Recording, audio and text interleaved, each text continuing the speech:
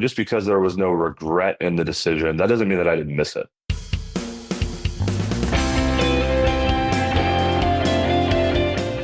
Welcome to Everybody Pulls the Tarp, the go-to podcast for high performers. I'm Andrew Moses, and each week I talk with Olympians, pro athletes, TV stars, Grammy winners, best-selling authors, CEOs, and other high performers to uncover their success secrets. Every conversation is jam-packed with inspiration and actionable ideas we all can apply to our own lives, personally and professionally.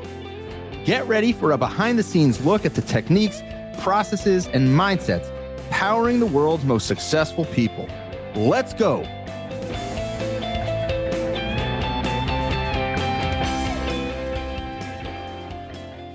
Hi, everyone. This week, I'm excited to welcome former MLB pitcher Josh Lindblom back to Everybody Pulls the Tarp. If you've been listening to Everybody Pulls the Tarp for a while now, you may remember my first conversation with Josh from back in early 2023. But just in case you are new here or need a quick refresher, let me quickly tell you about Josh. In 2008, Josh was drafted in the second round of the MLB draft by the Los Angeles Dodgers. Over the course of his 15-year professional career, Josh played for 6 MLB teams and 2 teams in the KBO League in Korea, where he was named the KBO's most valuable player in 2019. At the time of our first conversation together here on the podcast back in February 2023, Josh had just announced his retirement from pro baseball and was transitioning into a new post-baseball phase of his life. At the time, I asked him all about his decision to step away from playing a sport that was part of his life for 30 years. And that question led us down a path to a deeply personal conversation where we talked about far more than baseball. We discussed family, parenting, leadership, and everything Josh learned from a career that took him and his family across the globe. Well, Josh and I recently sat down for another conversation.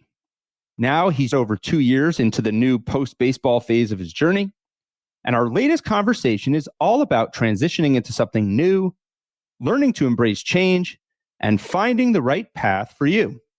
Even though most of us are not and were not professional athletes like Josh, all of our lives are filled with seasons of change, new challenges, and uncertainty at times. There is so much we can learn from the powerful ideas that Josh shared, and I hope you take away as much from this conversation as I have. Oh, and one more thing. This podcast is presented solely for educational and entertainment purposes. It is not intended to be a substitute for the advice of a physician, psychotherapist, or other qualified professional. So, let's pull the tarp and get straight to Josh Lindblom. The last time we caught up on this podcast, we had a conversation back in February 2023. It was shortly after you had announced your retirement from pro baseball. And at that point, we talked all about it. You were just beginning the transition into this new phase of your life. Now I'm curious, it's been a little more than 2 years. What has the experience been like making that transition from pro baseball to this new phase of your life? Yeah, it's been good. It's been exciting. It's been a lot of twists and turns. But I mean, overall, it's kind of what I expected. I think that sometimes we think that anytime we transition out of something we've been doing for a long time into something new, even if we know what that new thing is, it's hard.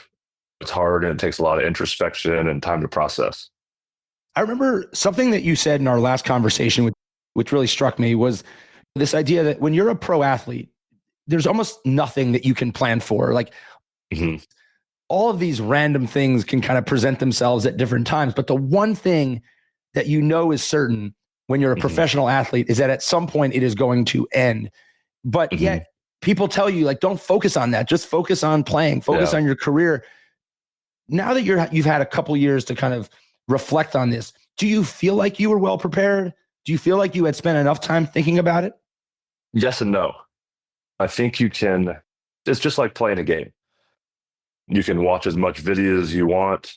You can study the plays. You can know your opponent. You can put together a game plan, and you can move into the actual competition phase. But until you get into the game, you don't have any idea what's going to happen. You don't know what the game's going to present. You don't know the scenarios that are going to arise. What the game plan, I think, does for you, though, is that game plan allows you a decision-making grid to filter what's going on and then to make adjustments on the fly. And so I feel like I had that game plan in place, but I still needed to play the game. So I'm curious, Josh, at that point, I mean, you had a couple things lined up. Mm. You were going to be doing some work for the Brewers professionally. You were going to be helping out in the organization. You also had a lot of personal things that you wanted to do. Like you had signed up to be the commissioner for a little league, right? Oh man, yeah. There was a lot of things that you had kind of had on your plate. Was that part of the design? Was that part of the game plan to kind of test and explore a variety of different things? Yeah, honestly, it was a mentor of mine, Terry Walling. We worked through this my entire last year of playing. And the one thing that he told me was he said, look, there's going to be a period of time where there's going to be some diminished capacity where like you need to test, you need to try on new hats, you need to see what fits. And he's like, but also have the knowledge that like those things are going to inform what's ultimately going to be next. But he said the most important question, and I think anybody transitioning, they get this question wrong sometimes. What he told me was you need to figure out what you need to say no to, what the next thing is not. And I think a lot of that, we'll just say athletes now because I'm an athlete, but I think what a lot of athletes do is they wonder what the next thing is. And then they pigeonhole themselves into this like box of like, I'm going to run and own a business.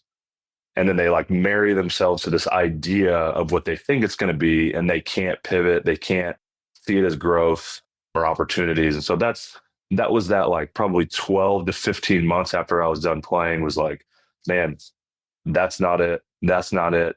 Might be over here. And so it was hard, but it was good. What type of feeling, because people are listening and you've used the word transitioning now a few times, right? People listening might not be professional athletes, but we all go through seasons of change and periods of transition in our lives when we pivot our career or we have a something in our personal lives that forces us to kind of pivot a little bit and change course.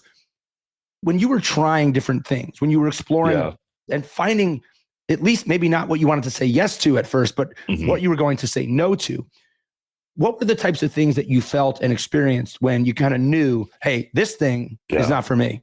How did you get to the no's? I think when we mention that word transition, it's kind of like, I think the like dictionary definition of it is kind of like liminal space. So it's this space of like nothingness where I know that I can't go back because that part of life is over, but I also know that I can't stay here because there's nothing here for me. But then I don't know the way forward. And so you're caught in this like ebb and flow of like high tide, low tide, moving in, moving out.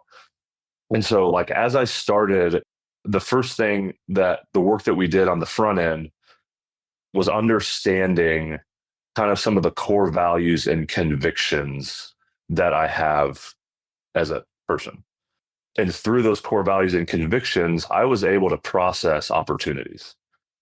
And I think what people do a lot of times when they're deciding things, they decide it based on salary, job description, role and title, prestige. And those are all horrible, horrible decision-making options. What happens is the question that I needed to answer was which one of these opportunities allows me to be me, and then filter it through that decision-making grid. And so for me, like real quick, like my decision-making grid, my core values and convictions are one, my family. If an opportunity takes me away from my family, then I'm just not going to do it. The second one is my time.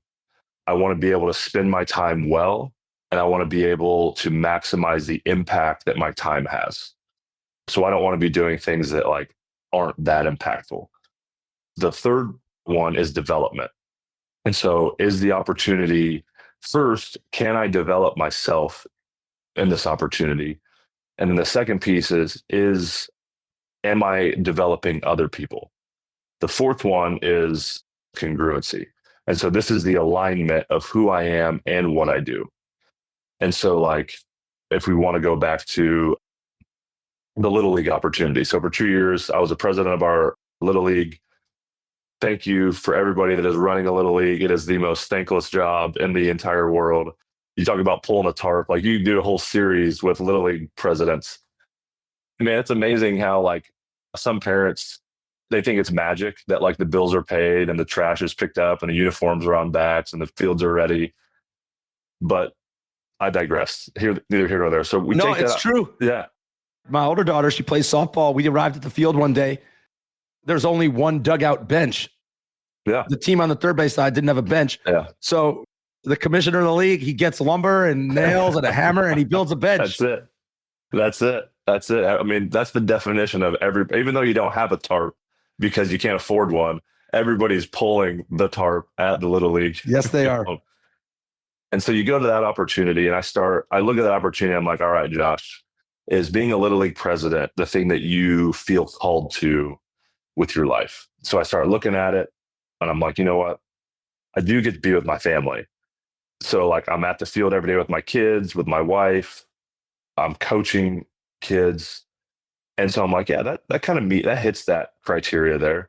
Number 2, time. Man, there is a lot of low impact making benches, dragging fields, chalking fields, ordering new equipment because something's broke, stocking a concession stand, cleaning up trash.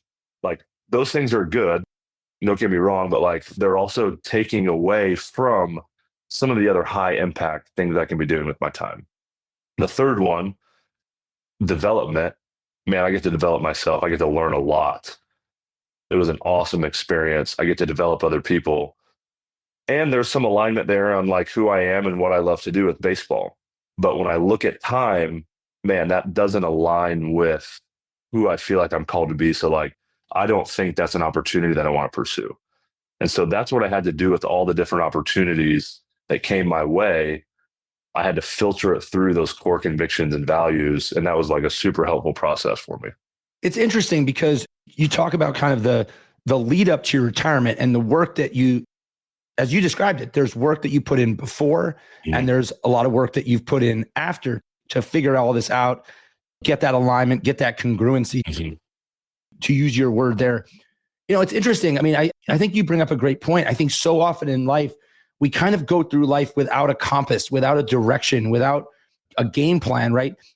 And people who spend their life in sports like you have understand the power of a game plan. And the game doesn't always go according to plan, but a plan gives you at least a baseline, a base camp to start with. So that's interesting. I mean, I think there's a lot of things in life, and I'm thinking about my own where, you know, if I had a plan, I had a filtering system, at least there's a framework to look at each opportunity, to look at each decision through that lens and get some structure. That is really interesting. Yeah. Another thing to add to that too is like, I think just by nature as human beings, like we are always forward looking. Like, what's the next opportunity? What's the next job? What's the next promotion? What's the next this? What's the next that? What I learned in a lot of the work that I did and what I'm doing now with people is your future is always seated in your past. And so rather than always looking at the next opportunity, taking time to step back and saying, hey, look, like Josh, for 35 years of my life, I played a game. I had experiences that nobody else had. I met people that nobody else had. There were events that happened in my life that nobody else has experienced. How have all of those shaped me into the person that I am here on June 6, 2025? And to date, what is my best understanding of who I am and how that informs what I do? And so my advice to people is like, man, we need to look back. We need to understand your story because those core convictions and those values and those lessons are all like under the surface of the story of your life. Josh, when you talk about the story of your life, I mean, and the years that you spent tied to baseball, in baseball, kind of growing up through baseball and then professionally, you announced your retirement in January of 2023. We had that conversation in February, right around the lead up to spring training. When spring training started to happen and the season began and you start seeing the opening day festivities on TV. Like, was there any doubt that creeped in? Like, hey, maybe I jumped the gun here. Maybe I could have played another year or two. Like, it's one thing to do it, like to make that announcement and feel comfortable in the offseason. I feel like it's a totally different thing to then watch that first season. I've had this conversation with Olympians that I've talked to. They'll retire off Olympic cycle. And then that first Olympic cycle, it brings back a whole new range of emotions because it's so ingrained in your story. Yeah, man. Honestly, I think for production purposes, you want me to probably to say that like I sat in my bed for a month and couldn't come out and just watched baseball I don't want you to games. I want you to tell me the truth. But you know what? There really was no regret. Like physically, I was healthy. I could have kept playing. It's funny, when I was working with the Brewers, I'm sitting in the bullpen working with some pitchers, and like one guy's on his phone, but it was before a game. They were on the phone during their game, and he pulls up my stats my last year. And he's like, "What are you doing, man?" I was like, "What are you talking about?" He's like, "You can keep pitching. Like, you had a really, really good year." But I think it goes back to what we were talking about a few minutes ago, is like, I had those core convictions and those core values. And it was like another year of playing, it was going to take me away from my family. Like, my kids were in school. They no longer could be with me. I just hated being away from them. And those two options were there. Like, hey, keep pursuing this dream that I'd lived for 15 years, or be at home with my 4 kids. And like, for me, there wasn't even a thought to like continue playing. It was, man, go be home with my family. It's powerful when you have those core values. When you have that game plan, when you have those values and you understand what your values are and you've spent time reflecting and considering that, I mean, there wasn't any doubt that creeped into your mind. But when external factors like people saying, hey, you could have done this a little longer, or maybe if you're someone who does experience a little bit of doubt, you can try and squelch that doubt because you've got the game plan, you've got the values. It's very clear that this doesn't align with the roadmap. Yeah. Just because there was no regret in the decision, that doesn't mean that I didn't miss it. Like, man, I missed being in a clubhouse, being around guys for 8 months out of the year, building relationships, having teammates, going on the road, going to dinner. Like, I missed putting on my cleats every single day and being able to go out and prepare and compete against the best players in the world. All right, everyone. We'll get back to the conversation momentarily. But first, I want to tell you about my free weekly email newsletter, Tarp Pullers. Each week, I share an uplifting and inspirational tarp pulling story that is sure to brighten your day. And I also highlight some of the most powerful ideas I've learned on my journey talking to 200 and counting of the world's top performers. The newsletter is short, concise, and a reader recently told me this. She said it makes her day every time it hits her inbox. Go to everybodypullsthetarp.com/newsletter to sign up today.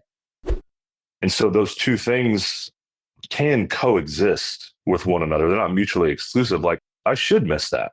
I mean, it's a humongous part of my life, if not the biggest part of my life up to this point. That's such an interesting idea, Josh, because one of the common through lines in so many of the conversations I have is that two kind of seemingly conflicting ideas can coexist and should coexist. You can have something that you don't enjoy, but you still get great fulfillment from. Yeah. You could have a situation like you described where you don't have regret about not being a professional baseball player anymore, but you can miss it. These two conflicting ideas so often exist in our lives, and wrestling with that and accepting that is such an important stepping stone in any of our personal and professional journeys. Yeah. And, I always give the example, my wife and I, we talk with a lot of families with children of congenital heart defects. Our third daughter, born with a congenital heart defect, she's had 2 open heart surgeries. I go back to that moment. You talk about conflicting, seeming like paradoxical ideas that exist with one another. Like, in the hospital with her, sitting with her in the room after her surgeries. Like, I look back the month plus that we stayed in the hotel her first surgery. Like, it was probably one of the most stressful environments that I've ever been in. And looking back on it and reflecting, I always say, even though it was stressful, even though it was hard, it actually ended up being one of the most joyful times in my life, because of the people that we got to meet, the relationships that emerged even to this day. Like I think about her surgeon and her cardiologist that like have basically become part of our family. Like we see these people, they've known her since she was born. The second she was born, now she's 8 years old. And so it's like holding those two together. Like I think that is a skill in life that we all need to develop. Yeah, it sure is. I'm thinking, I mean, it's a totally different circumstance, and it was, I guess, over 25 years ago now. But I actually have thought about over 25 years ago, my grandfather passed away. Mm-hmm. And the thing that I remember actually most, and I've shared this with some of my cousins, is what I remember most about that experience is how for a few days, like all the cousins got together and spent time telling great stories about our grandfather and playing and doing totally unrelated things. Yeah. And it's interesting how when you remove yourself and you have time to kind of reflect, how those two things can really, two totally different, paradoxical, as you said, things can totally coexist.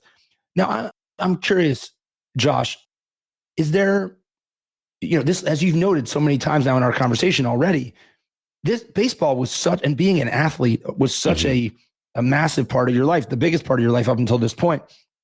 Are there things that you've had to unlearn and kind of rewire that maybe served you well as a professional baseball player that don't serve you now? Are there examples of those types of things? If you ask my wife, it would be doing my own laundry and fold my own clothes.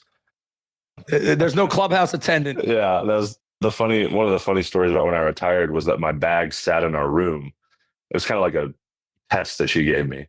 My equipment bag sat in our bedroom for like 5 months, untouched. And she was like, one day finally, she was like, "Hey, I'm really tired of looking at this. You do know that like nobody's coming to wash your clothes and hang them up now, right?" And so like if you ask her, it's going to be the laundry thing. But yeah, you think about habits that are formed. You think about rhythms of your life that are formed. There's a lot of things that I had to unlearn because everything's done for me.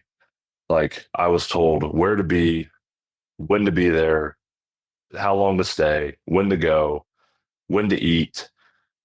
And so everything throughout my career was structured. And so coming now is like, hey, like no one's going to, coach doesn't send me a schedule for the day. Like I got to sit down the night before and be like, all right, from this time to this time, I got to get this done. From this time to this time, I'm going to work on this. And so learning these habits, I think with athletes, when you look at like the transition into the business world or that sector, what I say is that there's a difference in innate abilities and activated abilities.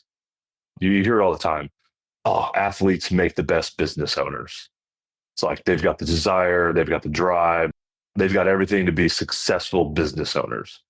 It's like, well, yeah, that might be true. They might have these innate characteristics and abilities, but like what I'm learning is you have to learn how to deploy these in an entirely new context that is totally different than the sports world. And so while we might have those skills and characteristics as athletes, we now need coaching to help us understand how to activate those in a new environment. So Josh, speaking of coaching, there's no question that coaching has played a huge role in your life, both personally and professionally. And now you're taking it to a whole new level because in many ways, you're the coach now, helping others reach their full potential. Last summer, you launched Congruency, a performance and leadership development coaching business that, as you put it, helps people bridge the gap between where you are and who you want to become. I'm curious, I mean, understanding your core values, it makes sense to me now why this business and doing this was something that you wanted to pursue. But just from your own perspective, from your own vantage point, what do you feel like truly compelled you to start the business? And how did you get it all rolling? Yeah. This goes back to story, honestly. So I've got like exercise that I've done with myself that I do with other people is like come into a room, we throw Post-it notes and we basically story map your entire life. And this goes back to like my future being seated in my past. And it's like one common thread that I could trace throughout my entire life was the fact that like I had people in my life, coaches, who cared about me deeply, who wanted to see me succeed, who called out things in me that I didn't see in myself. And they were like the most, when I like sit back and I look at this, like they were the most influential people in my life. Like, and it's cool to get a visual of like your entire life, like on a wall. And so I'm like, all right, like there's something here. Like, let's explore what this coaching is. Like, what at its heart, like, what is coaching? And, and so for me, just starting to pursue that, understanding what are some of the skills, how do I become a better coach first, understand what it is. And then even in my life now, like, I mean, I've got coaches for our entire lives up until as athletes, we have coaches. And then for whatever reason, like we stop. Like we've got a coach that does our strength and conditioning. We got a coach that does our skill stuff. We've got a coach that does our nutrition. We've got a coach that does our mental skills. But then we move into this post-playing life and it's like, we just stop being coached. Like that doesn't make any sense now because there are skills, abilities that I need to relearn that I don't have the answers to.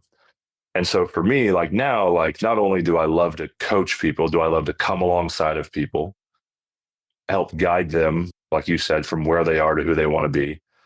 I know that I have experience where I've gone before, but then there's also the element of drawing out what's inside of somebody.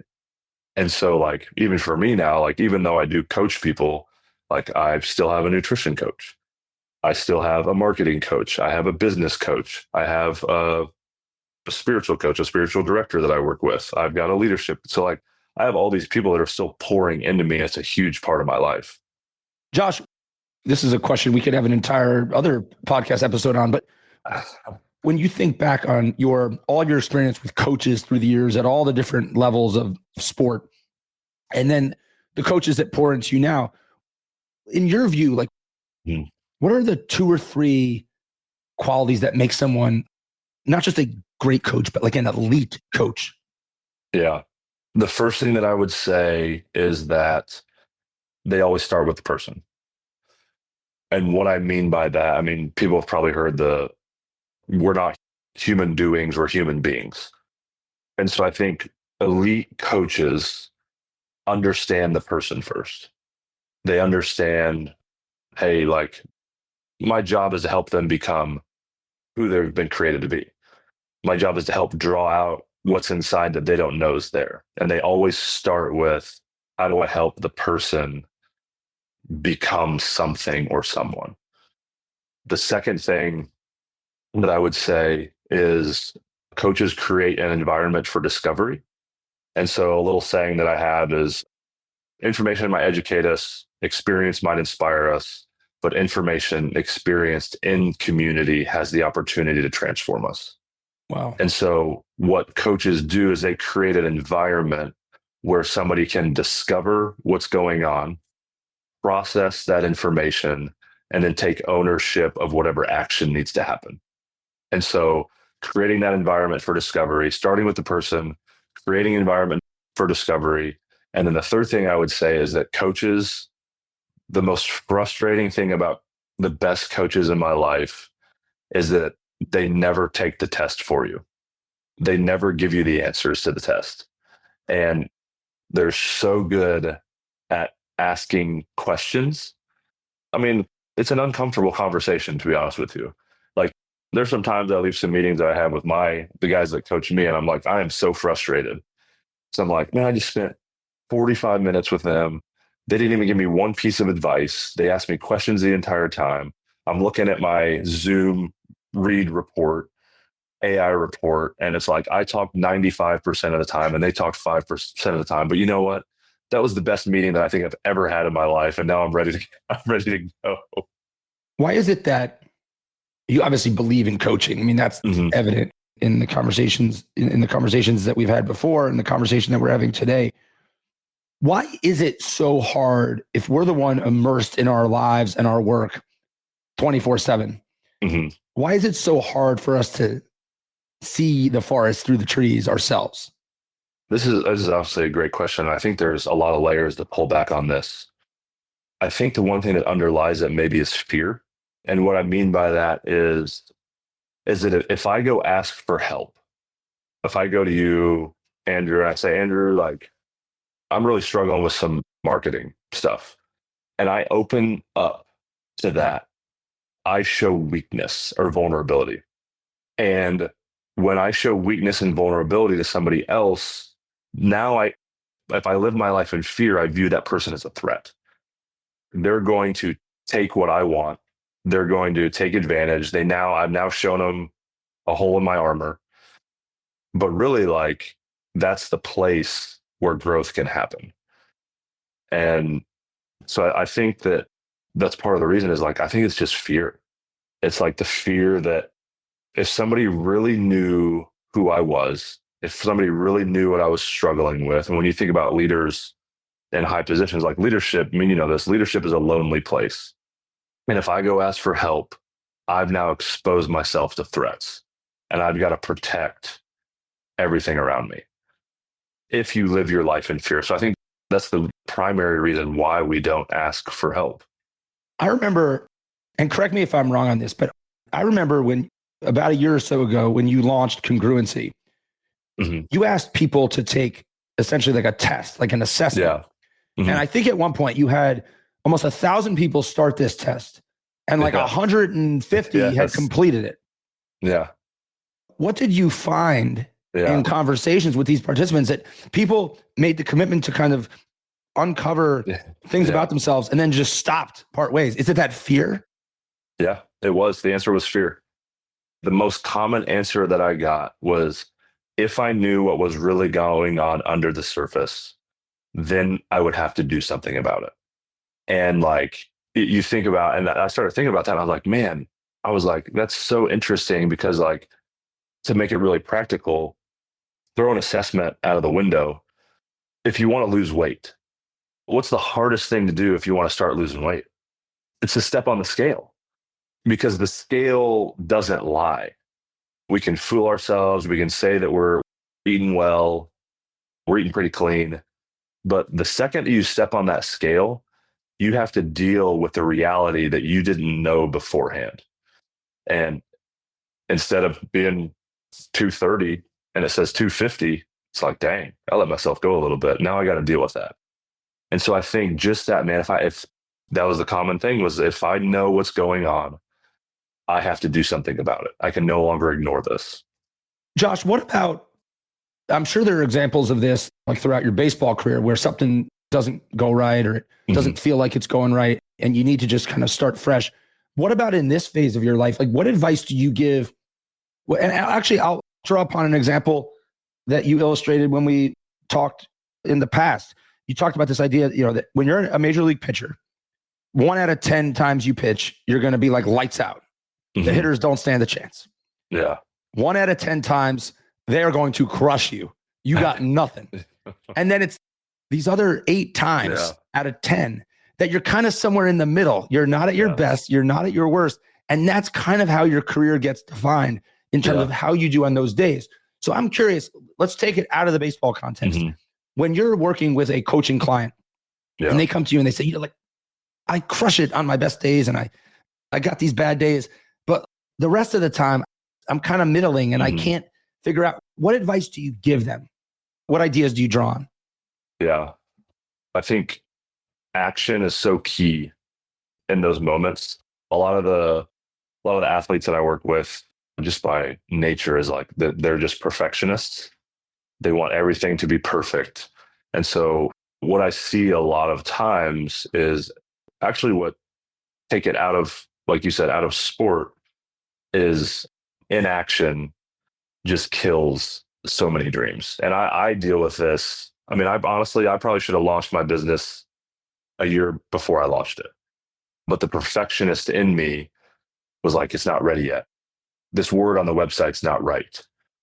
I don't have this package figured out quite yet. Like, maybe the structure is not good.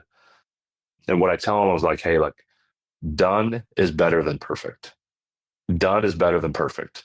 because in today's world, like it's amazing. Like you think back 50 years ago when they had typewriters, like how stinking frustrating would it have been to be like last line on a typewriter and the ink's drying and you mess up.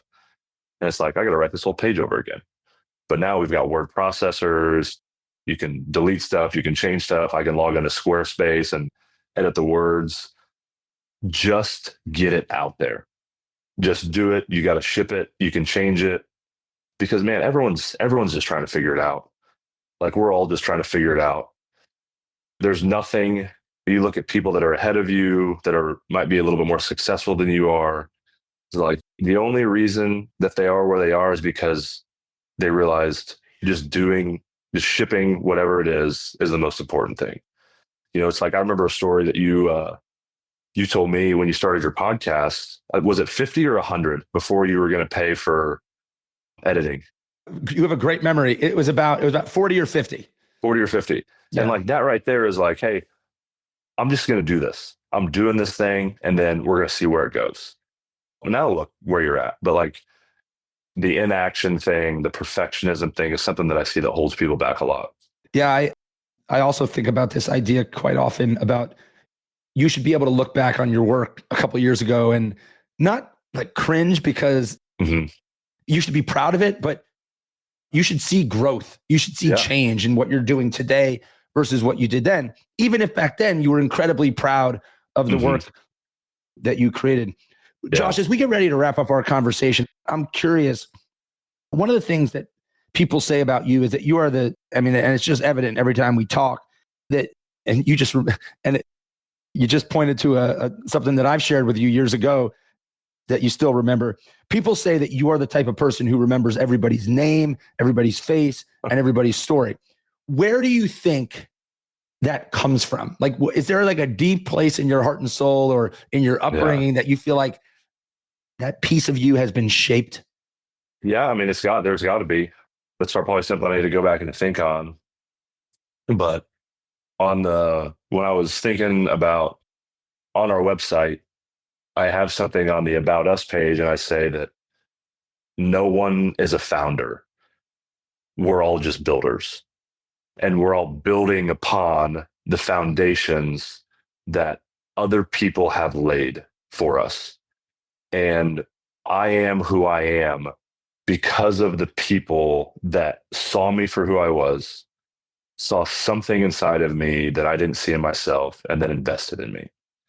And I think there's so much power in making people feel seen and known and cared for, because I mean, you just don't ever know what moment could change the trajectory of somebody's life. I think about moments that I have on a field with 10-year-old kids playing baseball, coaching them. I'm like, man, like this kid might one day say, Coach Josh, I might be at his graduation and be like, hey, Coach Josh, you had this conversation with me in the dugout. For me, it might have been a throwaway conversation, but like they remembered it. There's a really cool story, a book that I'm reading right now. Teacher one day, class was being bad. And so they were being mean to each other. So she had everybody get out a sheet of paper and write everyone's name in the class on a sheet of paper. And they had to write one nice thing about them. And years go by, there was a kid in the class who ended up passing away in Vietnam, and the parents called. And they found the piece of paper. I get chills like thinking about this. They found the piece of paper folded up in his pocket, like 25 years later.